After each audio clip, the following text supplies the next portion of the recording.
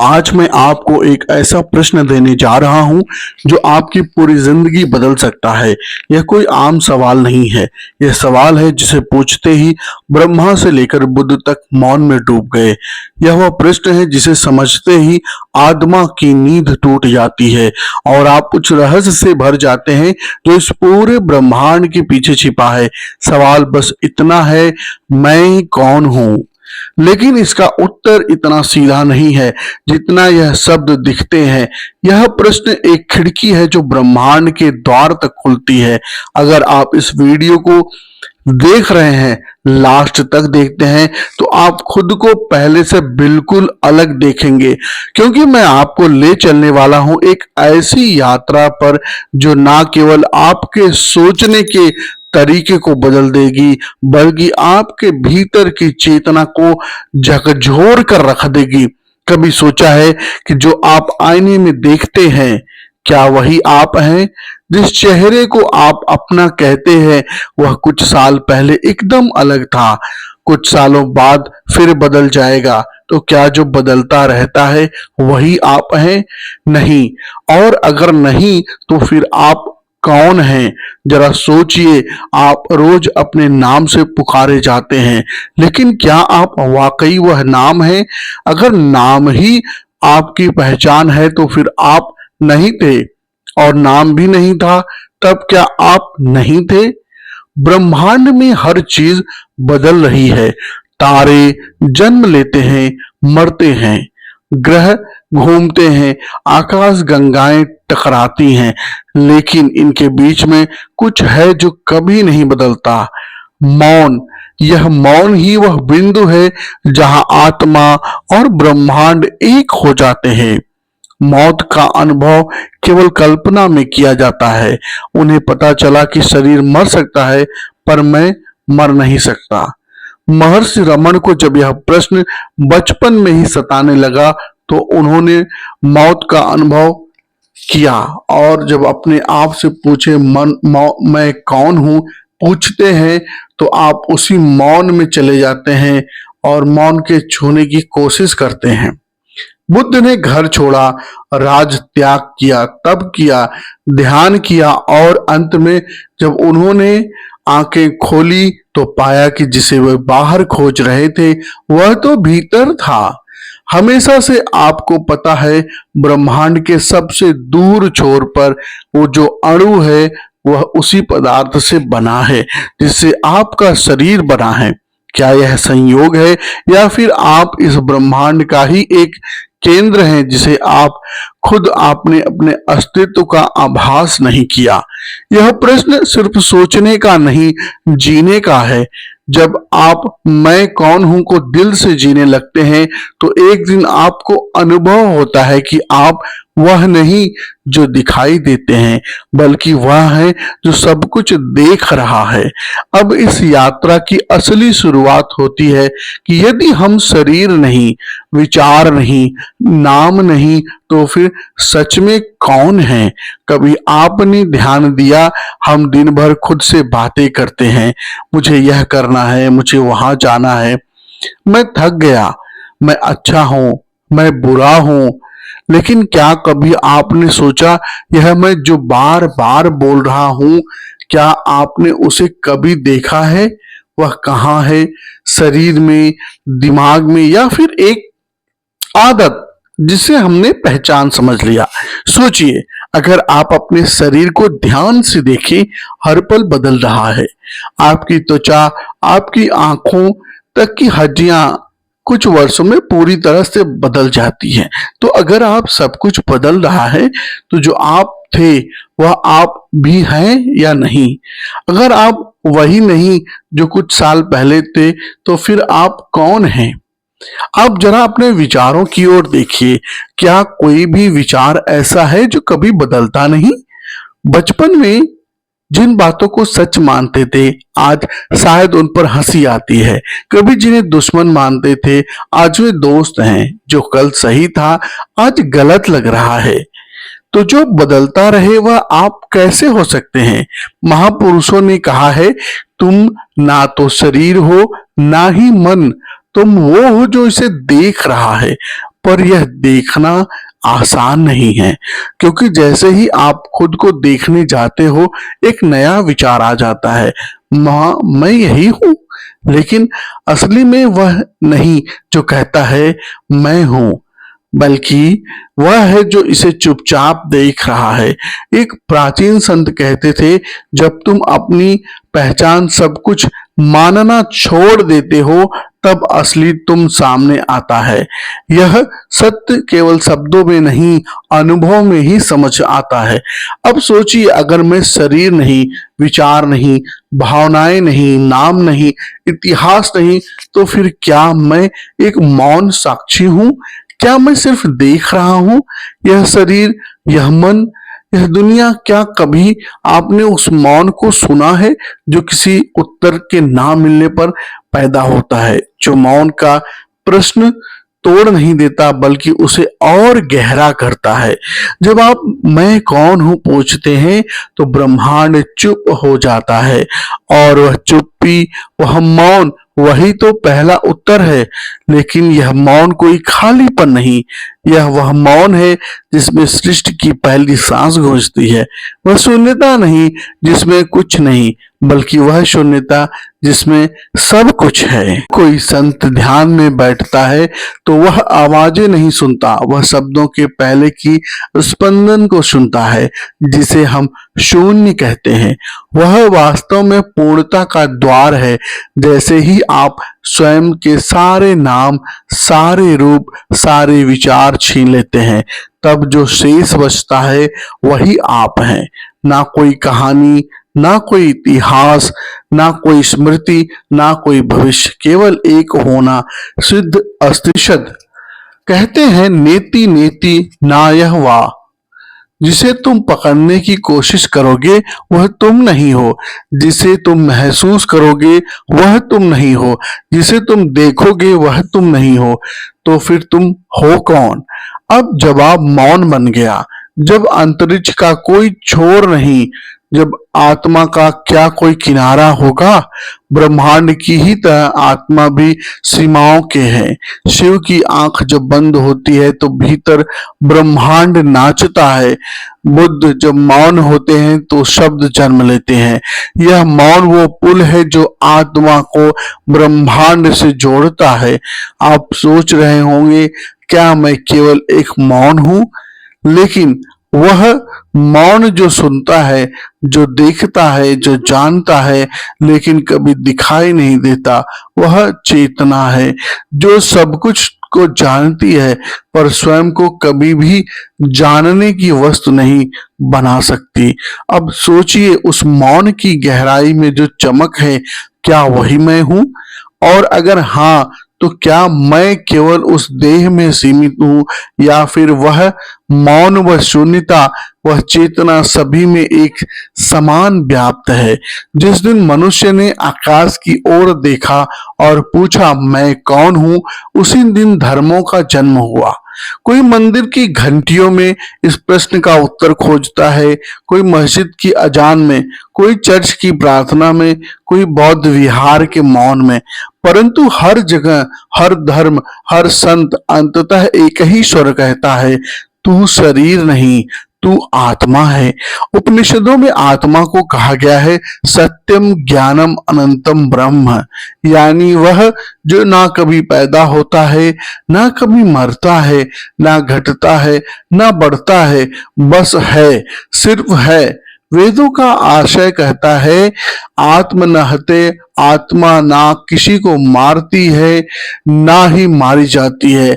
ईसा मसीह कहते हैं राज्य परमेश्वर का तुम्हारे भीतर है। उन्होंने आत्मा को ईश्वर का अंश माना। यह एक ऐसा दीपक जो किसी बाहरी शक्ति से नहीं बल्कि भीतर से जलता है। क्रॉस पर लटकते हुए भी उनका आत्मा में विश्वास दिखा नहीं। उन्होंने कहा, हे पिता, मैं अपनी आत्मा तेरे हाथों में सौंपता हूं। यह वाक्य आत्मा के अजर अमर स्वरूप को प्रमाणित करता है। इस्लाम की गहराई में जब आप उतरते हैं तो कुरान कहते है वह तुम में रूह फूंकता है।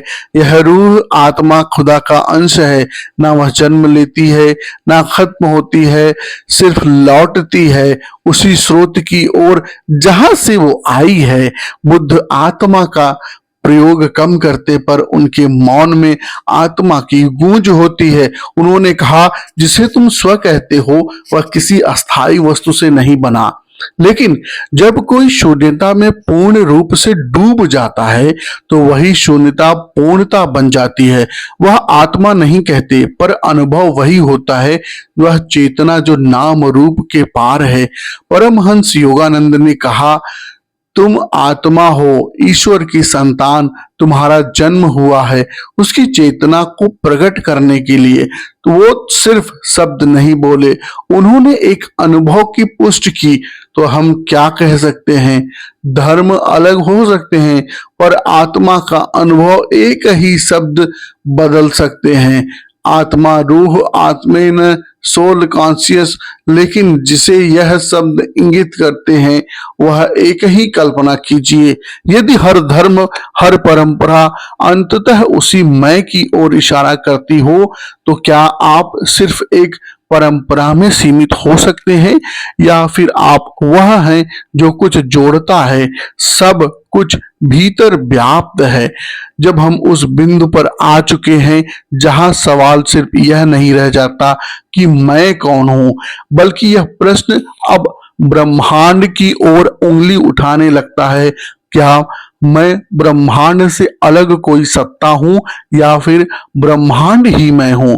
क्योंकि जब आत्मा की सीमाएं मिटती हैं तो पहचान एक देह तक सिमटी नहीं रहती, वह फैलने लगती है, आकाश की तरह, प्रकाश की तरह, सांस की तरह। जब हम उस द्वार पर खड़े हैं जहां आत्मा और ब्रह्मांड एक ही लय में धड़कते दिखाई देते हैं, जब आप एकांत में आंखें बंद करते हैं और भीतर झांकते हैं तो क्या महसूस करते हैं, एक मौन, एक कंपन, एक विस्तार। शायद आपने कभी ध्यान नहीं दिया, लेकिन वह जो भीतर है वह सीमित है, वह चार दीवारी के भीतर बंद नहीं बल्कि फैलता जा रहा है जैसे रात आकाश फैलता है।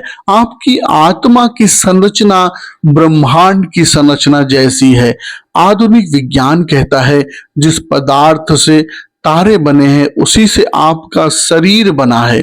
आपकी हड्डियां, आपके रक्त में बहता लोहा, आपके फेफड़ों में बहती ऑक्सीजन, यह सब कभी ना कभी किसी सितारे के केंद्र में पिघले हैं। पर क्या केवल शरीर ब्रह्मांड से जुड़ा है, ना ही चेतना उसी का स्रोत है। योग के ग्रंथों में कहा गया है यथा पिंडे तथा ब्रह्मांडे, जैसा शरीर में है वैसा ही ब्रह्मांड में है। जिस प्रकार ब्रह्मांड में ग्रह सूर्य की परिक्रमा करते हैं वैसे ही आपकी चेतना हृदय के सूर्य की परिक्रमा करती है। अब सोचिए, अब आप गहराई से ध्यान में उतरते हैं तो एक क्षण ऐसा आता है जहां आप समय और स्थान दोनों को भूल जाते हैं। वह क्या होता है, वह एक बिंदु है जहां आपका मैं मिटता है, मैं मिट जाता है और आप ब्रह्मांडीय चेतना से जुड़ जाते हैं। परमहंस योगानंद ने अपनी पुस्तक ऑटोबायोग्राफी ऑफ अ योगी में एक अनुभव का उल्लेख किया है जिसमें वह ध्यान करते करते देह से परे चले जाते हैं। उन्होंने लिखा, मैं ब्रह्मांड के केंद्र से बोल रहा था, मैं हर लहर, हर प्रकाश, हर कण, हर जीव के भीतर खुद को देख रहा था। यह कोई कल्पना नहीं बल्कि चेतना का फैल जाना था, आत्मा का ब्रह्मांड में विलीन हो जाना। यह तीसरे नेत्र का प्रतीक यही है। जब आंखें बंद होती हैं तब एक ऐसी दृष्टि खुलती है जो भीतर और बाहर का भेद मिटा देती है। एक बार एक संत से किसी ने पूछा, क्या ईश्वर आपके बाहर है? संत ने कहा, बिल्कुल नहीं, मैं आंखें खोलता हूँ और ब्रह्मांड देखता हूँ, मैं आंखें बंद करता हूँ और ब्रह्मांड बन जाता हूँ। क्या आपने कभी यह अनुभव किया है जब आप सिर्फ ब्रह्मांड को नहीं देख रहे होते बल्कि आप ब्रह्मांड के अनुभव में भी खुद को खो चुके होते हैं? यह रहस्य और गहराता जाएगा, क्योंकि जब हम उस रहस्य की ओर बढ़ेंगे जहाँ चेतना की अमृता प्रकट होने वाली है, ये समझ आएगा मैं वह हूं जो ना कभी पैदा हुआ ना कभी मिटेगा। अब जब आप इस रहस्य को छूने लगे हैं कि ब्रह्मांड और आत्मा एक ही स्रोत की लहरें हैं, तो अगला प्रश्न स्वाभाविक रूप से उठता है, क्या मैं नश्वर हूं? क्या मृत्यु मेरे अस्तित्व का अंत है, या फिर मैं उस चेतना का अंश हूं जो कभी नष्ट नहीं होता? यहां से यात्रा और भी सूक्ष्म और गहराई और रहस्यमयी हो जाती है। अब हम उस सत्य की ओर बढ़ रहे हैं जिसे केवल समझा नहीं बल्कि जीना होता है, क्योंकि यह वह बिंदु है जहां मृत्यु एक भ्रम बन जाती है और चेतना अजर अमर रूप में स्वयं को प्रकट करती है। क्या आपने कभी अपने भीतर कुछ ऐसा महसूस किया है जो समय से परे है? क्या कोई ऐसा एहसास है जो ना बचपन में शुरू हुआ था ना आज तक खत्म हुआ? आपका शरीर बदलता है, विचार बदलते हैं, रिश्ते बदलते हैं, पर कुछ है वैसा ही है, एक सतत साक्षी, एक मौन चेतना जो सब कुछ होते हुए भी कुछ भी नहीं कहती। वेदांत कहता है चैतन्यम आत्मा, अर्थात चेतना ही आत्मा है और चेतना की एक विशेषता होती है और कभी राष्ट्र वह कभी नष्ट नहीं होती। आज विज्ञान भी यही कह रहा है।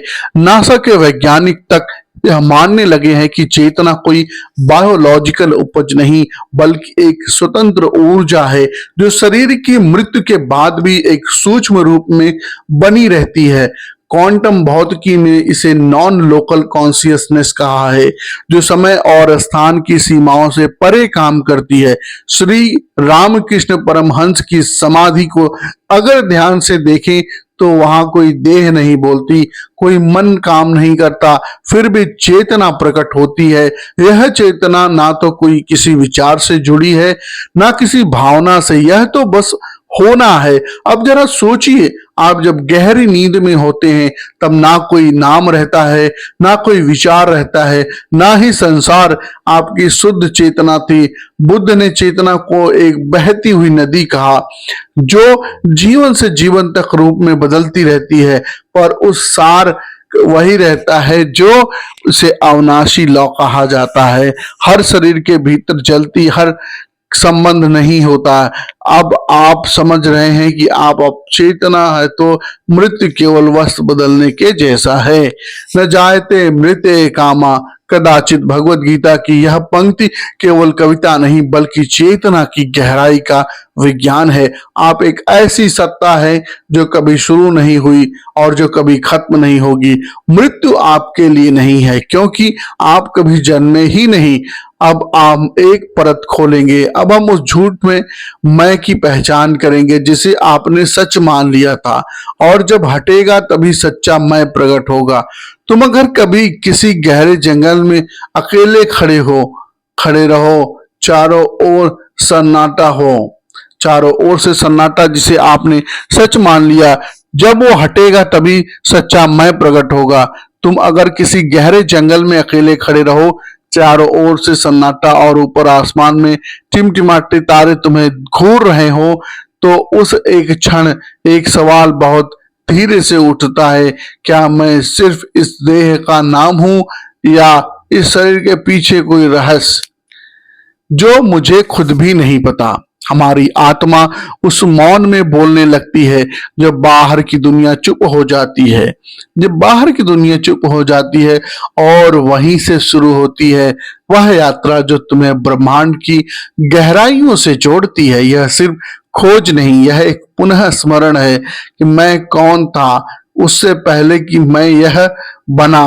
क्या कभी आपने गौर किया कि जब आप कोई अद्भुत दृश्य देखते हैं, जैसे आकाशगंगा की कोई तस्वीर या समुद्र किनारे उगता हुआ सूरज, तो आपका मन अचानक शांत हो जाता है। वह शांत इस बात का संकेत है कि हमारे भीतर कुछ ऐसा है जो इन विराट रूपों को पहचानता है, क्योंकि वह भी उन भारतीय औषधियों, आर्षियों, ऋषि मुनियों ने इसी अनुभव को अहम ब्रह्मास्मि कहकर परिभाषित किया था। यानी मैं ब्रह्मांड ही हूँ, यूनिवर्स मुझ में है और मैं यूनिवर्स में हूँ। यह कोई कविता नहीं, यह एक गहरे ध्यान में हुई अनुभूति है। यह एक रामकृष्ण परमहंस एक बार ध्यान में गए और जब लौटे तो वो चिल्लाए, काली ही सब कुछ है, मोह मैं हूँ, तुम हो, यह संसार है। और उनके चेहरे पर एक ऐसी चमक थी जिसे देखकर विवेकानंद स्वयं कांप उठे। तो क्या हम सब में वह शक्ति है? बिल्कुल है। हम सब भूल बैठे हैं। हम हर दिन इतने व्यस्त हो जाते हैं कि आत्मा की पुकार सुनाई नहीं देती। लेकिन यदि कुछ क्षण अपने भीतर बैठो, आंखें बंद करो और अपने विचारों की परतों पर झांकने का प्रयास करोगे, तो वहां एक मौन मिलेगा, मौन। उस मौन में तुम्हारा असली स्वरूप छिपा है। उस मौन में वो असली स्वरूप छिपा है। वह स्वरूप ना हिंदू है, ना मुसलमान, ना पुरुष है, ना स्त्री। जब कोई तुम्हें प्रेम से देखता है तो तुम्हारे हृदय पिघलने लगता है। उस पिघलन में मैं नहीं बचता। वहीं से शुरू होती है सच्ची आत्मा की एक झलक। लेकिन अभी तो यह सिर्फ एक झलक है, इससे भी गहरे उतरना है। जब हम कहते हैं मैं, तो क्या हम केवल इस शरीर की बात कर रहे हैं या उस आवाज की जो हमारे भीतर बोलती है? यह सवाल जितना सरल लगता है, उसका उत्तर उतना ही गहरा और रहस्यमयी है। एक क्षण को आंखें बंद करें और स्वयं से पूछें, क्या मैं विचार हूं जो अभी मेरे भीतर चल रहा है? जैसे ही आप भीतर उतरने लगते हैं, एक अद्भुत खोज शुरू हो जाती है। यह वही खोज है जो बुद्ध ने की। यही प्रश्न कृष्ण ने अर्जुन के मन में जगाया और यही उत्तर ऋषियों ने हिमालय की गुफाओं में खोजा।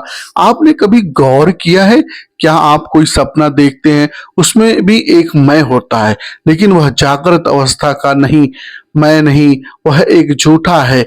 फिर भी जब हम जागते हैं तो हम उसको भूल जाते हैं। लेकिन अगर दोनों ही अनुभव अस्थाई हैं, तो फिर अस्थाई कौन है?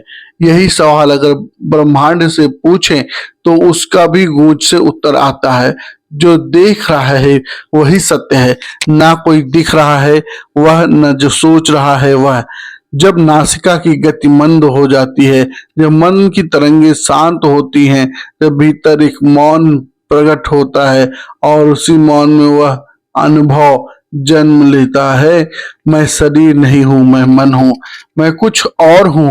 जब ऐसा जो साक्षी है, और यहीं से प्रारंभ होता है वह मार्ग जिसे योगी ध्यान कहते हैं, जिसे मनीषी आत्मा की यात्रा कहते हैं। वह स्थान जहां संपूर्ण धर्म समाप्त हो जाते हैं और मौन की शुरुआत होती है। जिस क्षण हम इस मैं की खोज में पूरे ब्रह्मांड को एक दर्पण की तरह देखना शुरू करते हैं, उस क्षण प्रत्येक तारा, प्रत्येक ग्रह और प्रत्येक धड़कन एक ही उत्तर की ओर संकेत करने लगती है, तू वही है जिसे तू खोज रहा है। यह कोई कविता नहीं, कोई कल्पना नहीं, बल्कि एक जगा हुआ विज्ञान है जिसे केवल अनुभूति से जाना जा सकता है। और यही वह क्षण है होता है जब आप खुद को अलग अलग परतों से मुक्त हुआ देखते हैं, जैसे एक प्याज की परतें उतर रही और अंत में जो शून्य रह जाए वह स्वयं की गहराई। और उस मौन शून्य में कोई विचार नहीं, कोई भाषा नहीं, अनुभव है कि मैं शुद्ध अस्तित्व। यही अनुभव गीता के उस वाक्य में छिपा हुआ है। जब न जाते मृदे वा कदाचित, जब यह पहली झलक मिलती है तो फिर जीवन कभी वैसा नहीं रहता। अब ना कोई भय रहता है, ना कोई मोह, बस एक स्थिरता, एक मौन, आनंद और व्यापकता। लेकिन इस स्थिति को देखकर केवल नहीं, बल्कि भीतर उतरकर ही पाया जा सकता है। और इसी उतरने की प्रक्रिया को हम अगले अनुभव में विस्तार से जानेंगे, जहां यह समझ और गहराई से खुलेगी कि हम सच में हैं कौन।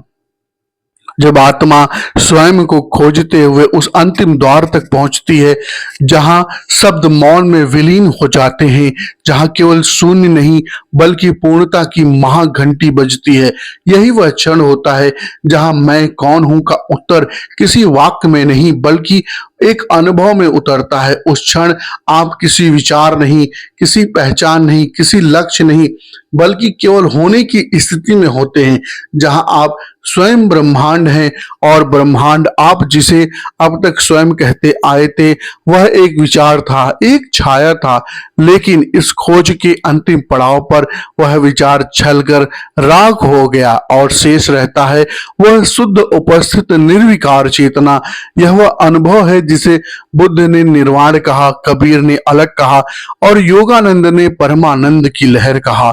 अब ना आप पुरुष हैं, ना स्त्री, ना नाम, ना जाति, ना धर्म, ना देश। अब आप वही हैं जो हर कण में, हर सांस में बहता है, हर सांस जो हर नक्षत्र की गति में धड़कता है। और इस अनुभव में ना कोई साधक बचता है, ना कोई साधना, कोई द्वार, ना कोई लक्ष्य, केवल एक अखंड अजन्मा अविनाशी सत्य जो आप हैं। कई लोग सोचते हैं कि वह अवस्था केवल साधुओं, सन्यासियों या ध्यानियों के लिए होती है, परंतु यह सत्य हर व्यक्ति के भीतर छुपा है, चाहे वह किसी गली के आदमी का हो या किसी महल का राजा का। यदि आप भीतर की उस एक लौ को पहचान लें जो साक्षी बनकर सब कुछ देखती है, तो आपने स्वयं को पा लिया, उस लौ को पा लिया।